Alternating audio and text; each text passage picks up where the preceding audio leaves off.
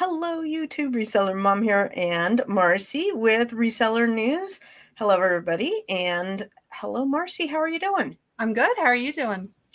Doing good, doing good. Now, we have a lot going on in this show. We've got a lot of news, and Marcy went to eBay Open. I went to ASD and the Las Vegas World Trade Conference. I can't remember the name. Well, hold on real quick. Got to be transparent. I didn't actually go to eBay Open. I did some of the eBay Open online. Well, it was all online, wasn't it? I don't think they did any. I think it was, but I didn't do all of it. But I did the parts that interested me the most. There you go. There you go.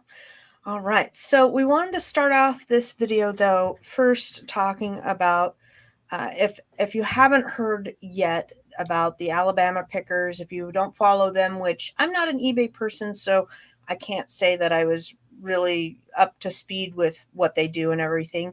But long story short, they are part of the community and they do reselling mostly on eBay. And the couple,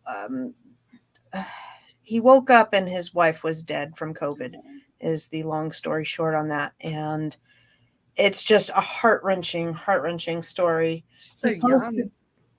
Yeah, he posted live. This is I put the GoFundMe down in the comments below, but this is their YouTube link to their YouTube, and it's Dusty and Tristan died of COVID. I want to say about a week ago, maybe 5 days ago.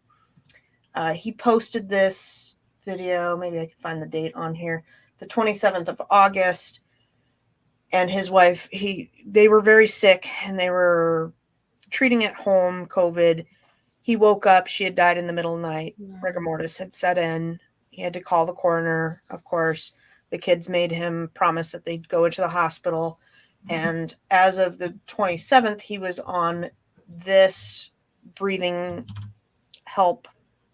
I don't know the name of this. It was one step below a ventilator. My mom would know. She was a respiratory therapist.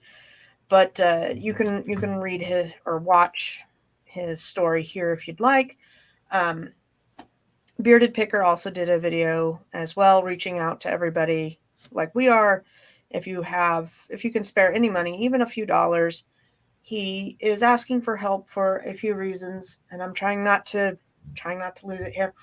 But they did not have a burial plot or any funeral arrangements really for Tristan. So if you could help in any way, that would be great. They also he is also hoping for maybe a little extra at the end to help with the medical bills and taking care of the children. And just when you lose your spouse, I mean, that's their business. Their business was reselling online. And when you lose somebody, he's got he's got recovery time. He's got medical bills. Now he has funeral bills. And he's got his own recovery. Yeah. His own emotional recovery and his own medical issues. And it's not like you just bounce back from this in a week. This is and it's not like you have an employer that, and not knocking it, because Lord knows I've used it before, where you can take 12 weeks of disability, Exactly. When you're your own employer. Well, and I mean, just all of the logistics. I don't know if you go into the hospital with COVID, is his eBay store on pause? I don't know any of those details, but he's going to be out whatever income they're used to making with all of this as well. So if you have anything to spare and want to know more about their story, you can go ahead and donate to their GoFundMe. They're already up to $17,000, which is amazing. I mean, I just saw this like 5 days ago. So in less than, I don't know, we'll say like a week. When was the 27th?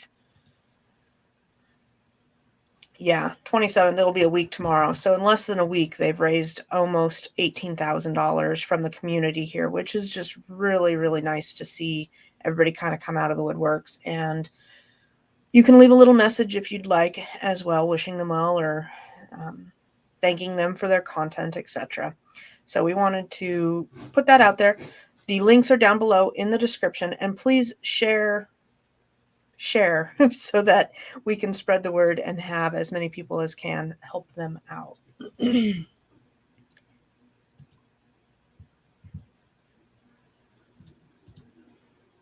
Did you have anything else to say? Were you familiar with them or? Vaguely familiar. I don't, unfortunately, I don't spend as much time watching YouTube and learning like I used to. My business has kind of diverted me away from it. But yeah, when I first started, I watched them a lot. Yeah. Yeah, I definitely have heard of them, but I'm not a frequent follower just because they're not the business that I do. Right. And I'm still pretty good friends with Deb Pinching Pesos, who does YouTube or did YouTube. She's thinking about coming back, and she is still struggling, recovering from her ventilator episode last summer, and everybody helped out, and she was so thankful that everybody helped out, and I was so happy she didn't die. And she said it's just the recovery is insane. She still has all sorts of problems recovering from COVID and still struggling to get things back up and running and getting her store back up and running and, kind of getting back to normal with such a blow. So I hope he is not on the ventilator. I haven't seen whether he is progressed or in that video that was posted on the 27th, he said that he had been getting better, progressively better over the last 2 days. So I hope I hope he gets well. I'll leave it at there. So moving on to other things, I'm going to put this in present mode, I think. There we go. So it's a little bit bigger. I kind of put one of my slides and then one of your slides so we can back and forth here. Okay. This was from Amazon and Amazon email. That's why it looks, their emails are just so bad. So hard to read. And you walk away wondering, like, what are we doing? What's going on? They put out an email this week saying that they are going to have a price per unit information used by customers to compare products with products. So if you ever go to the grocery store and, a lot of times I'll see this with like toilet paper or something. You've got 8 packs and 4 packs, and we'll break it down so that you know exactly how much you're paying per roll. So you can kind of see. Yeah, each roll is different too. I know. It's so bad. Maybe that's a bad comparison, but it will tell you kind of to compare apples for apples, especially when they run sales, because the grocery stores, they get you, man. They're like, oh, it's 4 for $1, but if you buy it on Tuesday, you get another $1 off, and then you get the points, and then you can get gas off, and you're going, wait, I just wanted to buy some toilet paper. I don't know. I know, and then your whole cart's filled up with toilet paper because you got such a good deal.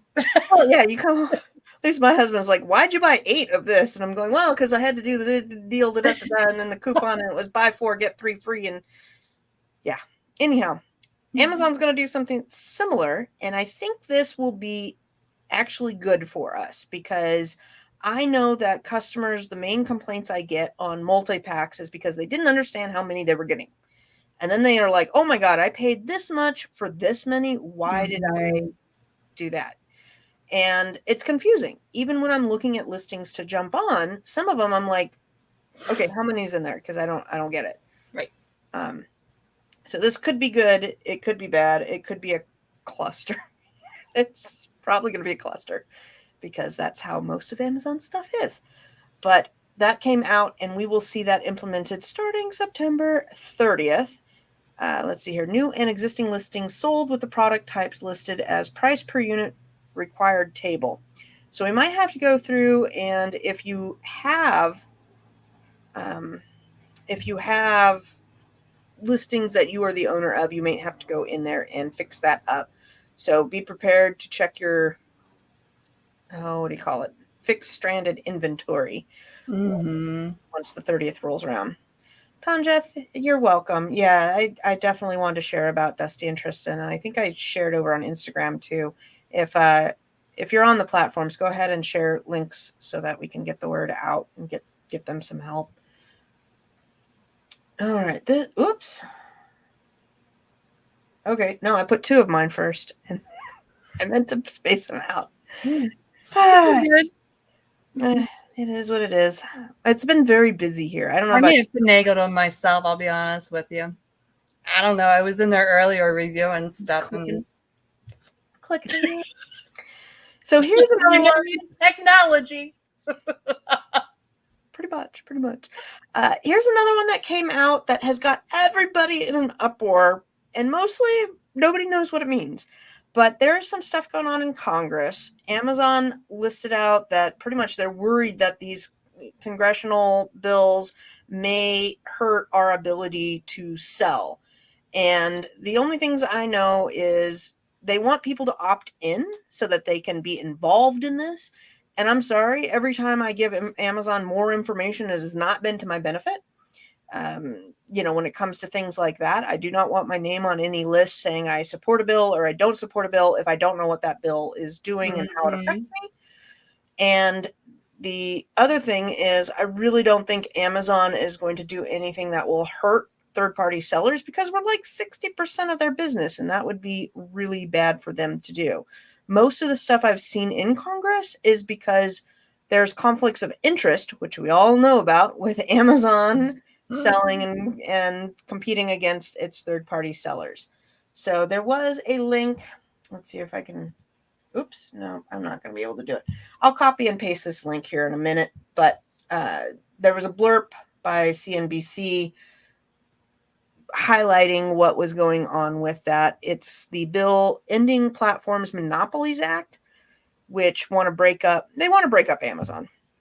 And really, they probably should.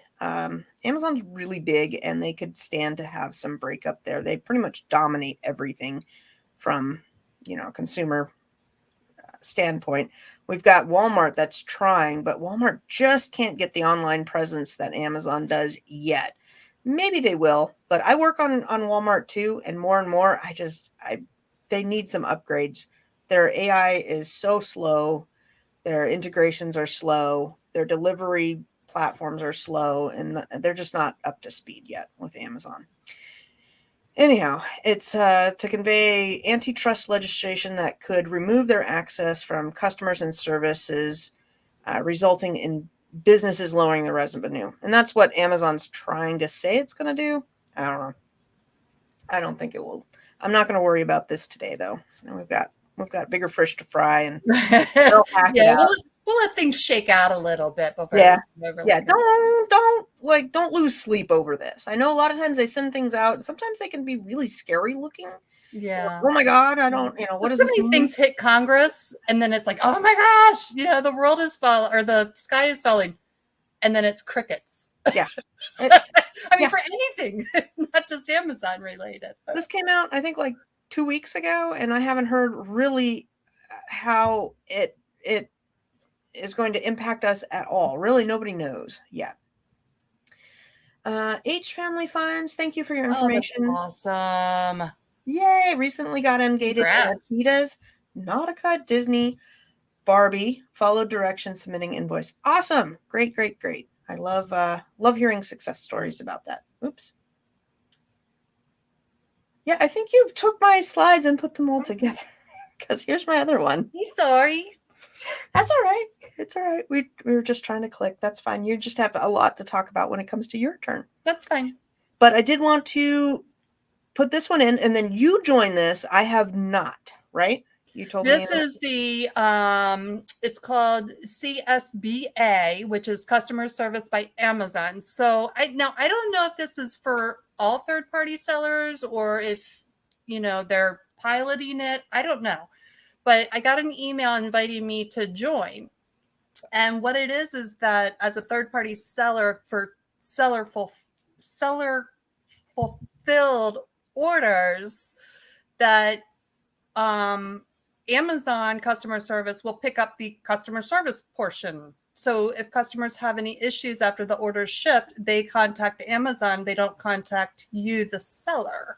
So the questions of where is my stuff, or I need to return this, or, things like that. It all gets done through Amazon customer service. So as the seller, you don't have to stress and take care of it. And the pricing is based on your metrics. And if I remember correctly, I think it's anywhere from 5 cents to like 15 or 25 cents per customer inquiry. So it's really not like a hit to your business. So here's my big... So far. No, I enrolled in this, about 3 weeks ago, I guess.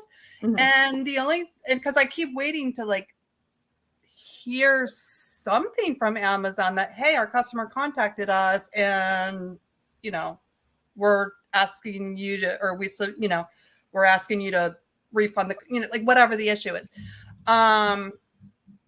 So, but the only notifications I've gotten so far are just order cancellations. So I don't know. I can't really give any feedback for it yet, other than my messages have been much more quiet, which is nice. And if you opt into this, you have to agree to abide by Amazon's customer service decision. So if Amazon says we're refunding that $100 dress and you're not getting that dress back, or like whatever it is, you have to quietly say, okay. That's And where my worry was. Because you can opt out at any time if you find that it doesn't, fit your needs. What somebody was saying at some board that I kind of chuckled along and agreed with is that Amazon's customer service for third-party sellers is just to refund and move on. And they're very quick to refund, very quick to not say you need to return said object, and just refund and have the seller eat the cost altogether. And I'm not sure. I mean, I don't have a whole lot of refunds to begin with, but I'm not sure I really want to have Amazon have that power over my thing yet. And I only like, and I think it depends on, how your business is set up. So for like me, I ship about 40 seller fulfilled orders a day. And sometimes I get, pummeled with, different messages and stuff from buyers, and it derails you from what you need to get done. So it is nice to have that as far as a delegation goes. Yeah, from that standpoint, I will probably enroll in it. And most of my FBMs are going to be Q4. And last year, just the postal fiasco was ridiculous. And it would have been nice just to have them doing that customer support, because I spent hours every day. I spent 2 to 3 hours just dealing with tracking down packages and what happened to it, and emailing and trying to keep customers happy. And it was not why I want to do this business. I like to sell stuff. I don't like to customize. Well, and not only that, but I've also found too, it doesn't happen a lot, but maybe a couple times a month you get that one customer that just and it's so for me, because I'm just such a emotional person. For me, it's very difficult to step away from that and continue with my day without like being in my own head. True. Yeah. You see what I'm saying? So for me to give them a couple pennies to deal with a problem. Now, again, I can't, long term, I don't know what it looks like. It might be higher returns. I don't know. It's something I'm going to have to evaluate, but I've been able to continue with my day, and I've not found myself brewing over a customer who just is not professional. Oh, yeah. And then you have to be professional back, and it's so difficult sometimes. Yeah. I had somebody who messaged me on an FBA order the other day, and they're like, it arrived broken. Contact Amazon. I really am tired of this, or whatnot. You don't. Well, even like somebody asked me where their stuff was, that it was delivered like on the 14th or whatever. Today's the 27th. What's up? Was like, seriously, a quote. What's up? Yeah. It's it was delivered by the post office to your mailbox, not to your doorstep. And then the other one too is, oh, I didn't receive a picture that you delivered it like I always get from Amazon. Okay. Yeah, there's been a high amount of people. It's just one of those things. It's like, it's so difficult. For me, it's just, I get in my own head and I'm like, and I deal with them okay. I step away and then I'm professional, but it's like, it just kind of lurks in my brain the rest of the day. There's been a high percentage of, I don't want to say scams, but people trying to get free stuff. Oh yeah. Which to me is a scam, fishing for free money. Yeah. I had that one lady submit the A to Z claim that the item wasn't received 4 months after her and I were emailing about her returning the item after she received it. Did So I tell you? they shot that claim down right away, which was awesome. But it's like, Yeah. No, I had one that was going through and had tried to return something in March that she bought in January, and it was now July, and she was like, "This never got returned." I'm like, "Yeah, because it wasn't eligible for a return. It was 3 months after you bought it, and that was 6 months ago." Yeah, leave me alone. yeah. Sorry, I didn't mean to vent, but Oh, you're fine. You can vent. so anyway, it is nice to be able to have that delegated. For sure. Okay, so for eBay Open, so the next few slides are just kind of an overview of some of the stuff that I thought was really interesting. Mhm. So the latest and greatest e-commerce forecast. It took me a while to figure this graph out, I'll be honest with you. So I don't know if you all want to like pause and look at it and try to digest the information. But over on the right hand or on the left hand side, those are billions of dollars total spent on e-commerce. Okay, so and then at the bottom, going left to right, are the years. So last year was forecasted as customers spending. The forecast is the lighter green, was forecasted at 681 billion, and then they had to revise the forecast going forward, and it actually went up to almost 800 billion. So you'll see each year the forecast goes up and up and up. And what they're saying is that thin blue line on the top that you see going from 21% up to 28% is how much of the market of at least I believe that this is what it says. How much of the market is e-commerce capturing out of the whole retail industry? So it goes from 21% last year, and they believe that e-commerce is going to have 28% of the total retail in 2024. I hope that helps. I believe it. Yeah. Every week I go shopping, I get so irritated with stores not having stuff.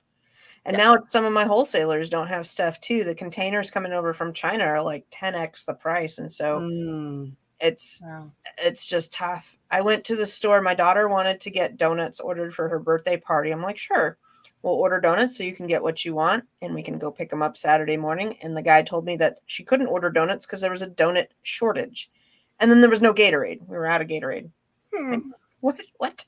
Gatorade and donuts. Okay.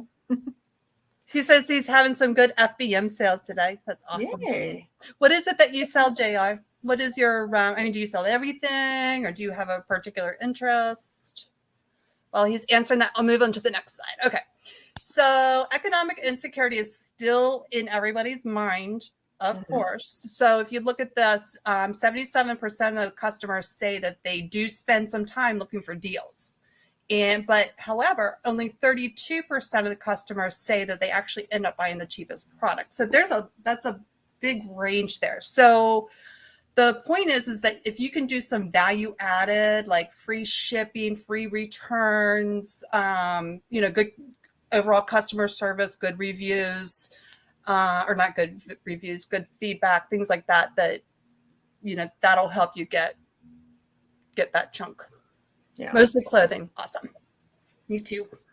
Yeah, I love athletic wear. Actually, do you do any eBay, JR? Or is it all Amazon? So, because we're actually, these are my eBay open slides. So we were going to talk about athletic wear in a little bit. Okay. Well, and with the economic issues, we have the housing crisis that's brewing. It's brewing right now, but there's a lot of people not paying rent and having trouble paying rent. And at some point, people that don't pay rent are going to have to not live where they're living. So it's forecasted to be a really big problem. Yep, and the prices of homes are going up, so it's it's a tough time. Taking some eBay photos right now. Cool, awesome. So I wanted to put this slide in. So if Again, this is for eBay, and I'm sure you can carry it over to Amazon when you're creating your listings there. Examples of effective title structures. This is what they recommended based on the category. And, I've been, doing eBay for a couple years now. And it's like, every couple months I'm trying to add more to my wheelhouse and trying to like improve a different particular part of my listing. And so this stuck out to me because my titles didn't match this. I was doing more like Ann Taylor women's button-down cardigan sweater, things like that, instead of women's sweater. So I learned from that. And I was also doing like, it would be like Ann Taylor women's size 6 button-down cardigan sweater. So I was really I was messing it up. So I just wanted to kind of bring this back because I really do believe in a lot of fundamentals. What's up, Lion Shark? And you know why? It's because when you're doing the search engine back end search engine stuff, they're going to take the placement of those words have different strengths. Mm-hmm. So it's very important with eBay. It is very, very important. Yes. Yes. I'm doing fabulous, Craig. Thank you. How are you? We are doing good. So this is good to note. And so I thought, and actually what I did is I don't have a regular printer up here in my office. I print to my 4XL printer. So I just printed it out and stuck a label in the back of a piece of paper. So I can keep it here handy when I'm doing my listings. All right. And the other thing too, again, this is a fundamental, but it's really important. So filling out the specifics. It seems intuitive, but I found myself getting really lazy when it came to this stuff. So this just kind of, what's the word? Not reassured, kind of reinforced that I need to do these things, So if you've got an Ann Taylor black sweater, well, you better put some specifics in there because there's probably 1,000 Ann Taylor black sweaters on eBay. So if you want somebody to find your listing, you got to do the specifics.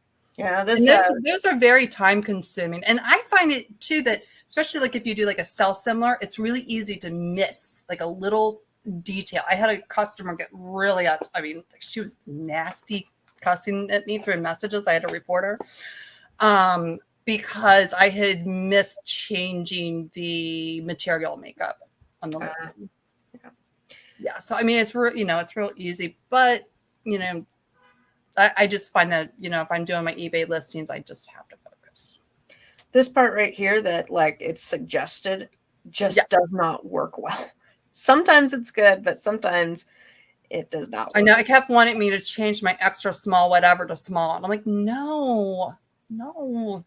Yeah. And then it was like a gold shimmer blue color. It kept wanting me to change it to gold. No, it's blue, but it has gold shimmer. Maybe I should change the title to blue gold shimmer. Maybe that'll change it. I don't know. Just a thought. Okay. So yes. And then descriptions, use bullet points, bold type, increase fonts to make it easy to read. Cause a lot of people are doing this from their phone nowadays. Proofread, and be honest and direct so that you can reduce returns. So back in the day. So in other words, have a lot of integrity. Back in the day when I was first starting in eBay, and we'll just say like college days, long time ago, everybody was doing a lot of custom HTML formatting and stuff, so it looked pretty on the screens. Mm-hmm. And now all of that suggestion is like wiped away because you got to do it for the phone screen. And you can actually see how many of your purchases are done by phone somewhere in the settings there. Oh, I never realized that. 30% or something of my sales are all phone based, which is good to know and see if you're making those sales. But yeah, the phone is where you're making sales these days. Yep. Which actually, there you go. So they have the mobile friendly. So if you're when you're listing, there is a button there, which actually I had forgotten about that little button. So again, it's a nice fundamental is that you can do when you're writing out your description, it's on the top right hand side of the box that you can click on that and it'll show you what it looks like to be mobile friendly so people don't have to scroll left to right. They can just scroll up down. Good to know. Yeah, because people they get annoyed with stuff like that, and they'll just move on to the next item. Pretty much. I don't do that. I'll just go to the next item. Yep.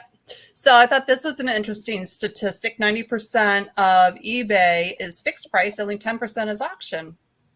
eBay's come a long way. It used to be like all auction.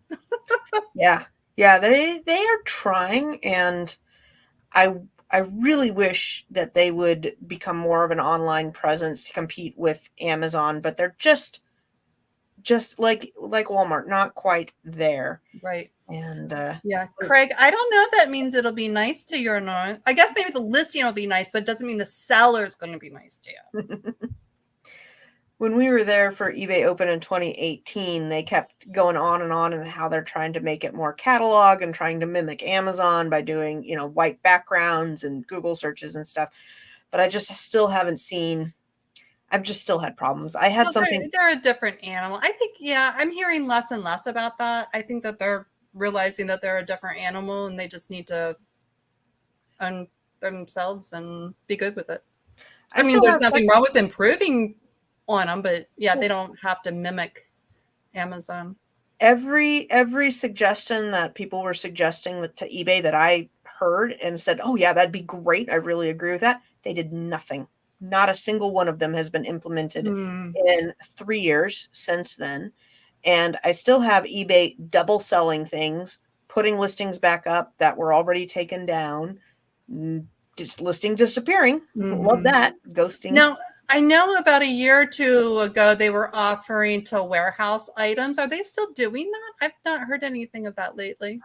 I haven't, but there are places that will do third-party fulfillment for you, but you have to ship your items to them. So a lot of times it doesn't make sense. Do you know what I'm talking about, where eBay was actually going to fulfill the item? So Craig, we brought that up too back in 2018, and the response was that Amazon sells 75% are new items, and so their platform is new items, not third party, not reselling used items. That's not what their platform is. That's only 25% of it. Gotcha. So that's the response I got. Highlight Australia. Okay, so their suggestions about converting browsers into buyers was to allow offers, which that's one thing I do like about eBay, versus like Amazon. Amazon, the price is the price. So that's pretty cool. I like that. And I have on my offers, I like to do the auto accept and the auto decline levels. I have a note or a list here, wherever it is, where I have like the price that I have it listed, and then I figure out based on that price kind of where I want those metrics to be, higher than, lower than, kind of a thing. So that helps me with my listing to do it very quickly. If you ask me where I'm going for a new item, I would respond with Amazon. And for used, I would say eBay. Yeah, pretty much. For me, it depends. Like I bought an RV. I don't know if I told you, Marcy. No, that's cool. I'm really excited, but I'm having trouble finding some parts and accessories and stuff. So some of the unusual stuff is good to find on eBay. Right. Things that are a little weird. And sometimes I will find them cheaper over on eBay, or, something custom made over on Etsy, and then I get to support somebody. Yeah.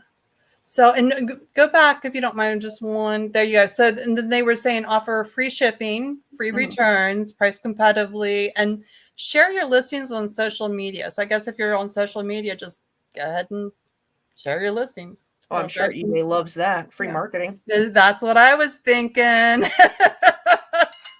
You're free to market my items too, just in case if you want some links. Well, I don't really go on social media anymore, so it's a moot point for me. But so, 88% of baby boomers look for free shipping. 77 Gen X, 61 millennials, 76 Gen Z. So, beyond just the numbers, obviously, it's a huge percent of people that look for free shipping. Yep. Very true. Okay, so these are just some of the takeaways about titles, details, photos. Let's see, more details and description, and then add value, like we were saying, with the free shipping and things of that nature, good customer service, and keep fees in mind as you're pricing things.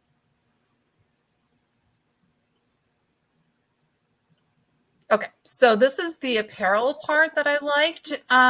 So for 2020 to 2021, clothing, shoes, and accessories, you could see the year-over-year growth is huge. Men's clothing in 2020 was up 21%. And then 2021, it was up 22%. I mean, that's amazing. And then look, in 2020, women's clothing was only up 1%, which I don't know. That just seemed off to me, like a little bit lower. Doesn't that seem low? Oh, because I like to go try on my clothes. I personally did not like ordering them online until I was forced to really order things online. And then this year, though, the growth for women is 15%. And kids actually, I thought that was a huge difference there. 8% last year, 24% this year. The same thing. Like my teenagers want to go try it on. They don't. Yeah, it's fine. You can go out with your mom and chilling, go to McDonald's or whatever. So over 65% of purchases are from mobile is what eBay's statistic was, which I thought was a very high number. Like, just go back a little more. Sorry.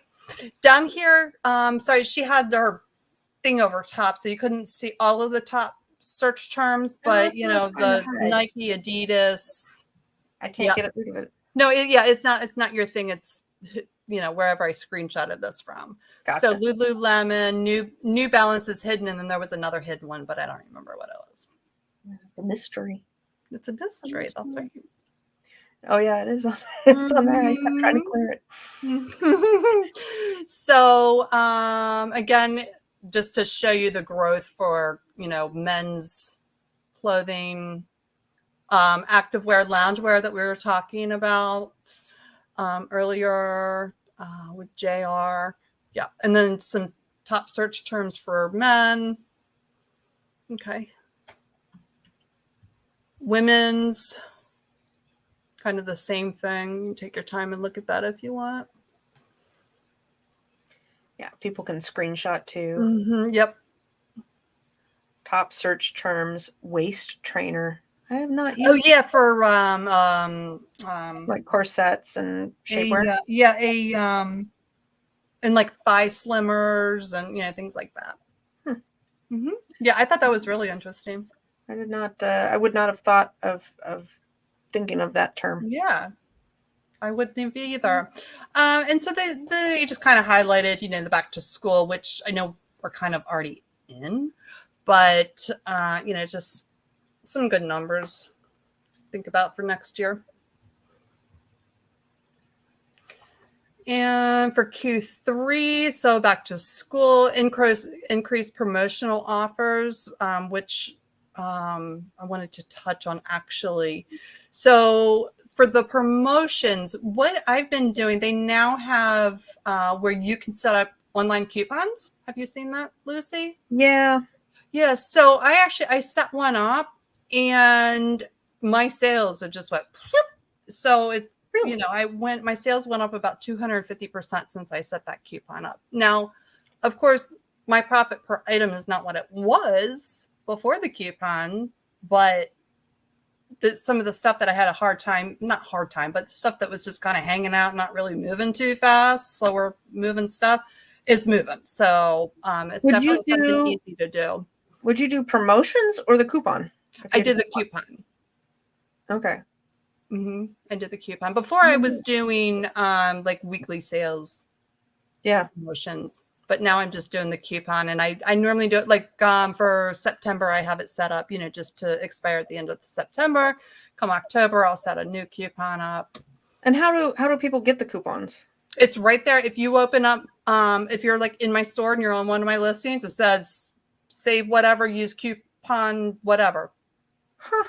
Okay, I'm gonna do that. after Yeah, this. it is. Yeah, my stuff is really moved. So if anybody's interested, and all you have to do is go under your promotions tab and then go to coupons and Yeah, eBay. because I do the whatever 10% off sale or something, and Yeah. it does do better than nothing. Yeah, But exactly. And even if you want change to it up. trial it, just make the coupon go for 5 days or something, just kind of see what's it doing for you. Yeah. But yeah, where I have my things priced versus, my cost of goods, I've got that little bit of cushion. So, and actually where I have my coupon set is actually the same percentage as if I were to send a customer an offer anyway. Right. Exactly. So it kind of has them buying before I have to send them an offer. You know what I'm saying? So if Yeah. you normally send 10% as an offer, leave your coupon as 10% or 7% or like whatever, you would normally offer customers. They highlighted on the vintage market, which is not my thing.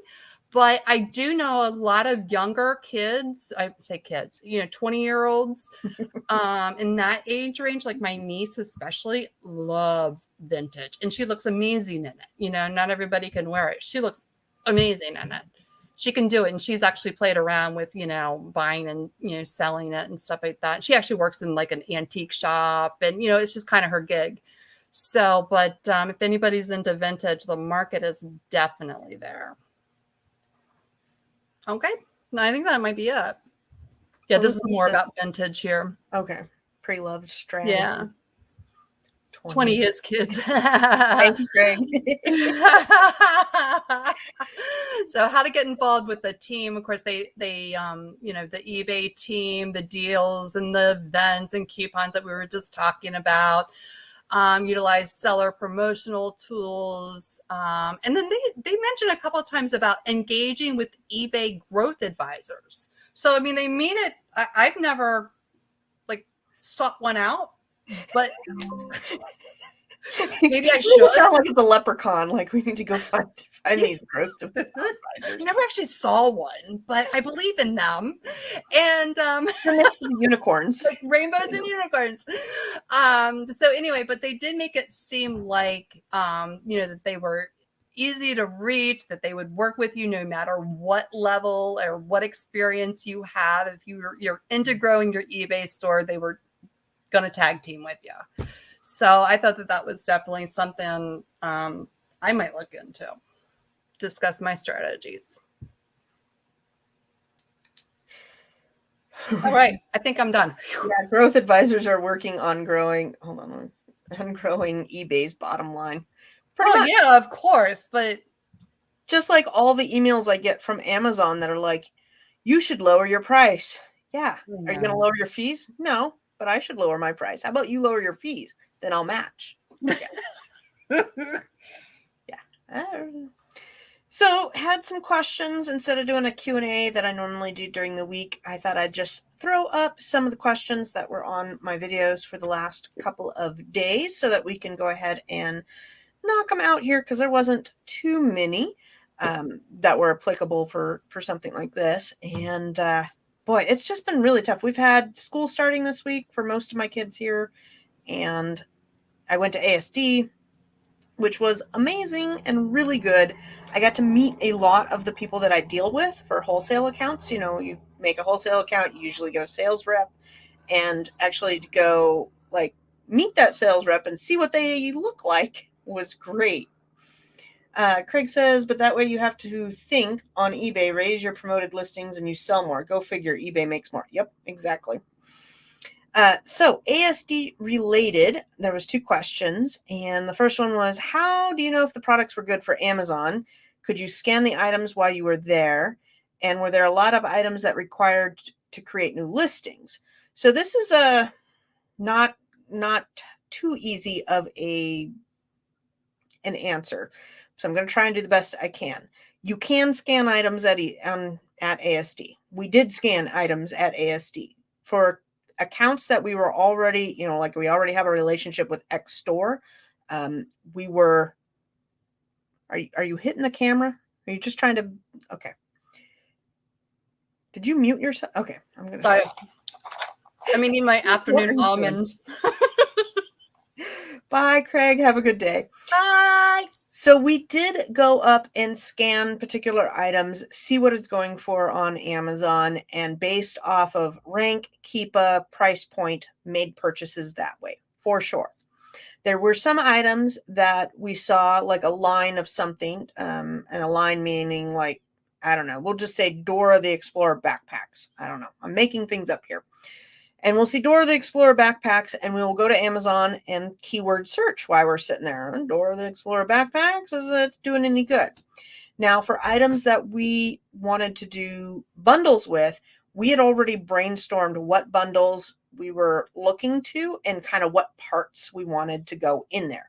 So we want a this theme bundle, and we're looking for maybe like these 6 type of things that were in there. And I'll make one up out of the blue. Let's go with the backpack theme. Stay with that. Say you wanted to create a back to school backpack, and you were looking for all Dora the Explorer things, and you had already pre-researched that Dora the Explorer backpack bundle for back to school ranks pretty good, and most of the bundles that are pretty competitive have a pencil case, lunchbox, backpack, notepad. Okay, so then I'm at the show and I'm looking for those items. And you might be looking for them for Dora the Explorer, Hello Kitty, Marvel, whatever you are themed trying to do. And you're looking for those types of pieces to put into that bundle. Now, they could be branded. We did go look and get in with some private label companies, because we do have some artwork and logos and stuff that we can just put on to match whatever theme we're doing. And some of our bundles, maybe have 2 or 3 licensed items and then some filler. Maybe you don't need Hello Kitty pencils, but you just need some pencils to put in there. So you need to find a good deal on pencils. So you're shopping around for pencils. Maybe one wholesaler has a 10 pack for 30 cents and another one has a 25 pack for 50 cents. And so we already knew our pre-arranged kind of quantities and price points we were looking for. We just needed to find a vendor that would work with us. So yes, you can scan. You can keyword search, and they usually have no problems doing that. Be aware, though, that there's like a lot of other Amazon sellers looking around, and we can see you scanning too. I saw other people scanning, and then I'm like, what are they scanning? And I'm sure they were doing the same thing to me. We did most of our scanning on the preview day, which had a lot of people were set up. There were still, some places that were not setting up. And in order to get invited to preview day, you have to have one of your vendors give you access. So you need to ask your rep, hey, can I come see you on preview day? And they'll say, sure, here's an email, and you sign up and you're good to go. You get access, and they will scan you. And that was the only day they were kind of really scanning badges to make sure that you were approved to be back there, which was super cool. Felt like a VIP. Is this a conference that newbies should try to attend? Define newbie. If you're newbie to the wholesale world, heck yeah. If you're newbie to Amazon, maybe get your feet wet. You got to kind of weigh out, like, if you live in Vegas, sure. I mean, it's free, so go on down. But if you are going to fly and pay money on flights, hotel, meals, etc., then maybe not, So take all that with how it is and see if it's something for you. It was super fun having a partner this time to kind of bounce ideas with and go to lunch with and hang out with. I absolutely loved hanging out with her for, 4 or 5 days. And we, could give each other codes. Like, if you see me getting stuck in the weeds with this rep, or, I don't know. As soon as we heard price points, we could know in our head, okay, we know our plan. We want to wrap this up and move on to the next vendor because they're out of our range. But if you are a brand new newbie to Amazon, you can get all the vendors on their online access. So you don't have to go there to meet the vendors. So I would start there, start with free, build up, and learn Amazon first before you dive into anything wholesale. Really, before you dive in deep. I mean, if you're going to buy 20 of an item, that's not too deep, but don't fly there and spend oodles of cash. Do you happen to know the dates for this year, which we need to sell 25 items? Correct me if I'm wrong, in order to be able to sell. Yes, I think I have a slide on that. Please let me see. Yeah. Okay. So this is the slide I pulled up and put together for requirements for FBM that were last year. Amazon has not sent one out, which is weird. Very weird. This was sent out July Yeah, it 28th. is kind of late, isn't it? Yeah, it's September 2nd, and this should have come out at the end of July, really. So I don't know if they're going to have requirements this year. They may want to have lots of FBM people with the COVID going on and deal with it. True. Okay, so last year on the 28th, this is the requirements and the ones that you needed to really pay attention to. Your first sale must be prior to September 1st, but does not need to be specific to toys and games. You must have processed and shipped at least 25 seller fulfilled items between August 15th and October 14th. So August 15th is come and gone. So I don't know. I don't know if it's going to be the same, but that's what it was last year. I am looking out for it. And as soon as I see it, or if anything comes through, I will post it right away on Instagram. When does Amazon request that CPC certification? Oh my gosh. It's after your stuff is shipped. Let me tell you.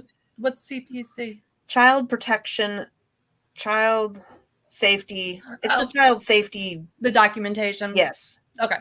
Child safety documentation, we'll say. So when I'm doing toys now, I usually try to get it listed, put it into the system, and let that system sit for like 24, 48 hours if I don't need to run to the post, because that's when I will start seeing it pop up within 24 to 48 hours of pushing that inventory lab batch through. And toys are a ginormous pain in the tush still. They've been all year.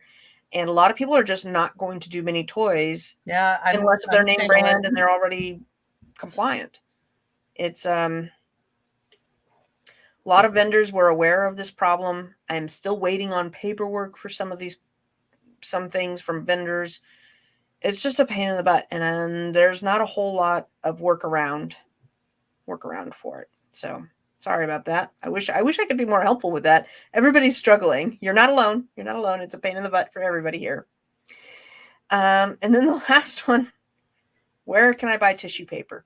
These types of questions, half of me thinks that you're just messing with me. Like, really, you go to the store, you buy some tissue paper. You can buy it online. You can buy it at the store. My favorite is Walgreens after clearance. That's what I was going to say, too. I walked out with like 25 packs last year.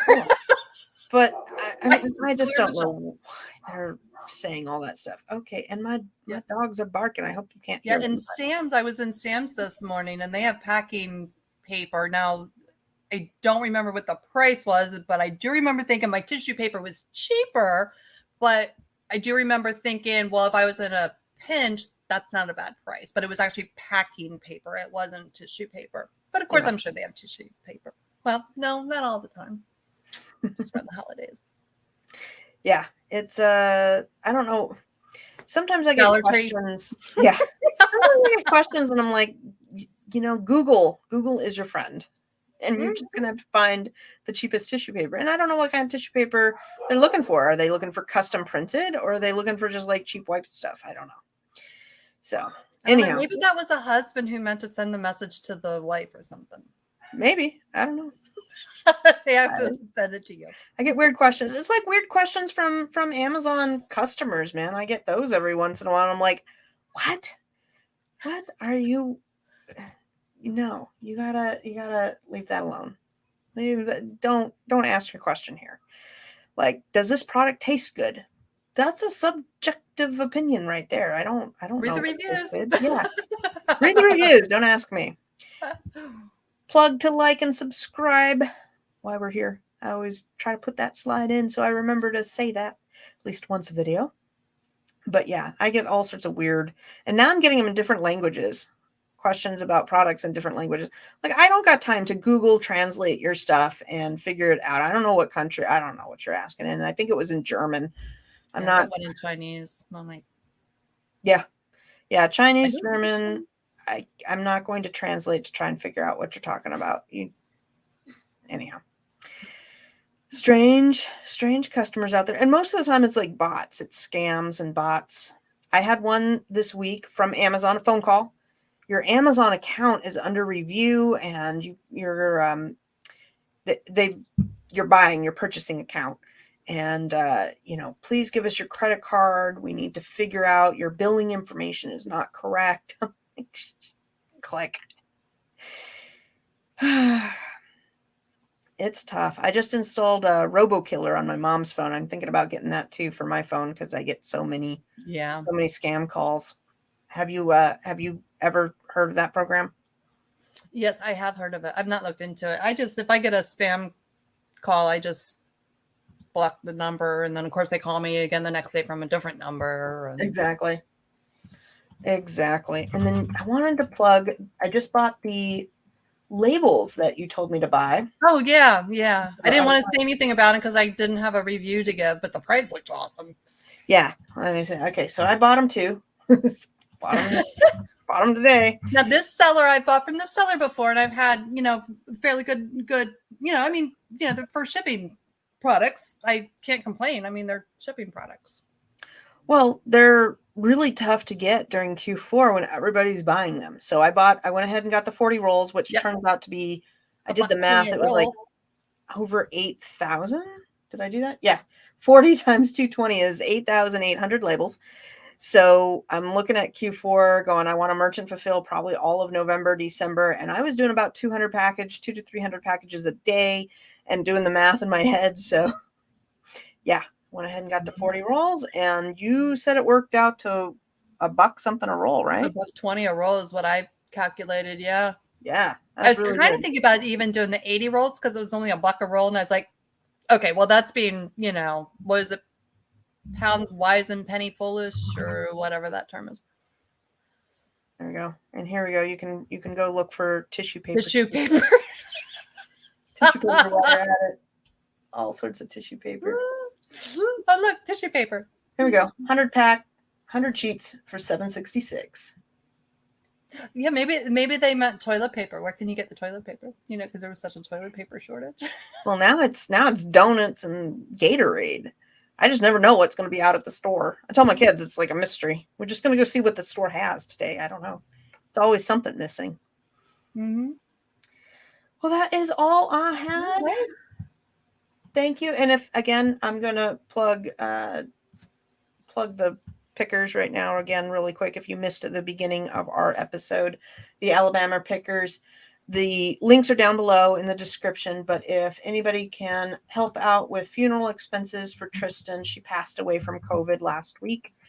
Her husband Dustin was in the hospital. I don't know if he's been released yet, but he did post. He's now on a breathing thing. And this was on the 27th. I think he posted this video. He went live and posted it talking about how he woke up and Tristan was already passed.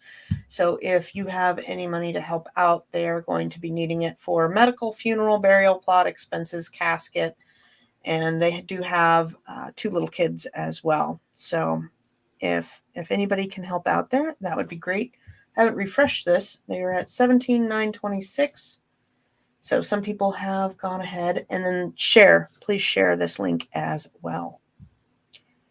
That is all we have for today. So thank you guys for joining. Do you have anything else to say? No. We covered a lot of ground. We did. All right. Well, I hope everybody has a wonderful day. Take care and have a good weekend. Bye. Oops, hit the wrong button.